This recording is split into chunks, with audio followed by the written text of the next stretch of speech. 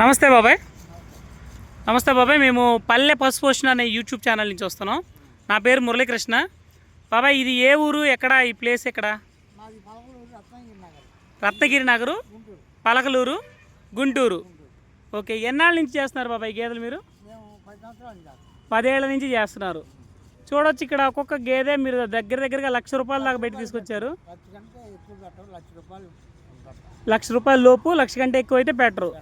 యావరేజ్గా ఎంత ఇస్తాయి బాబాయ్ పాలు ఒక్కొక్క గేదె? 2 లీటర్లు కానీ 3 లీటర్లు కానీ. అంటే మీరు ఎటువంటి దానాలు ఏమయ్యారా బాబాయ్?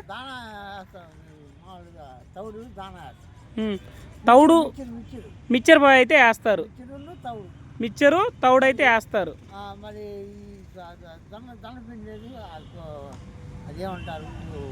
అన్నం వండేస్తారా? ఏమన్నా ఏమేమి వేస్తారు అన్నంలోకి? కలిపి అన్నం వేస్తారు, మిక్చర్ ఒకటి వేస్తారు, ఇంకా తౌడు బెల్లం. ఇంకేమన్నా వేస్తారా దానాల కింద? ఇంతే, మడ్డి కూడు, కొంచెం తౌడు, కొంచెం బెల్లం.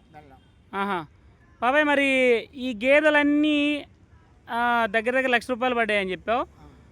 మీరు ఉదయం నుంచి సాయంత్రం దాకా ఇప్పి మేపటమేనా? సాయంత్రం ఏమైనా మేత కోసుకొచ్చేస్తారా? ఒక ఎకరం కౌలుకి తీసుకున్నారు. మీకు ఇక్కడ కోతకి 7,000, సంవత్సరానికి 7,000. చూడొచ్చండి, గుంటూరు రత్నగిరి పలకలూరు వెళ్ళే దారిలో సంవత్సరానికి 7,000 అంటే కౌలు నయమేనండి. ఓకే, ఈ ఎకరం కౌలుకు తీసుకున్న గడ్డి మీ గేదెలకు సరిపోద్ది? 6 గేదెలకి సరిపోయిద్ది. ఓకే బాబాయ్, మీకు ఏమైనా సమస్యలు ఉన్నాయా ఈ గేదెల్లో?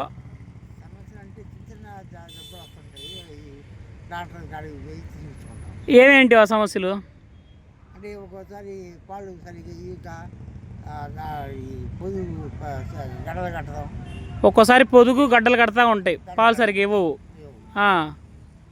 ఇంకా ఒక్కోసారి మేత సరిగ్గా తినవు. ఓకే బాబాయ్, వీటన్నిటికీ మీరు డాక్టర్ గారికి కాల్ చేస్తే సమయానికి స్పందిస్తారా?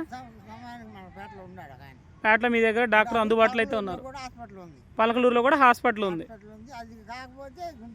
గుంటూరుకి వెళ్తారు. ఓకే, మీకు వైద్యం అయితే అందుబాటులోనే ఉంది.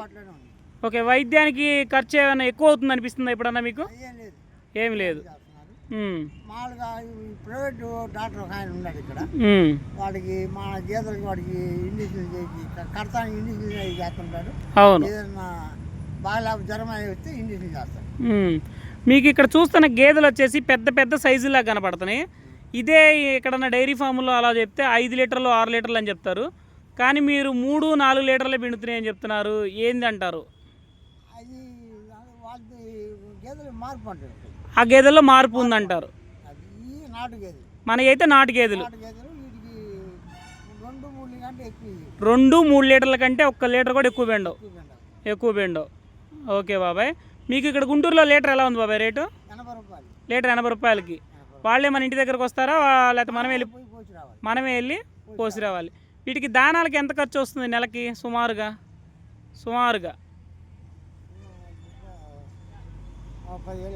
ఒక 10,000 అయింది.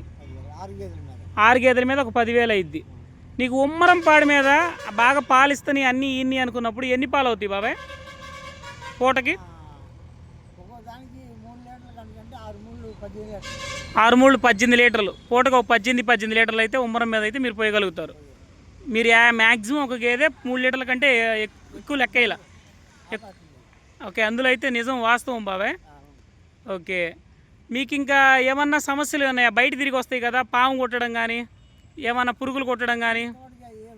ఇంతవరకు అలాంటివి ఏమీ లేవు. ఓకే, మీకు టైం టు టైం కడతాయా బాబాయ్? ఏమన్నా గర్భ సమస్యలు ఏమైనా ఉన్నాయా గేదెలకి? టైం టు టైం కడతాయి. ఓకే, ఒకసారి గేదె కట్టిన తర్వాత ఎన్నాళ్ళు పాలిస్తుంది బాబాయ్ మన దొడ్లో గేదె? 3 నెలలు. కట్టిన తర్వాత ఒక 3 నెలలే పాలిస్తాయి, తర్వాత ఇంకా పాలు ఇవ్వు. నువ్వు ఇంకొక 7 నెలలు అయితే కంటిన్యూస్గా ఖాళీకి మేపాల్సిందే.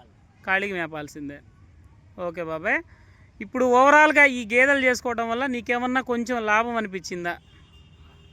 కొంచెం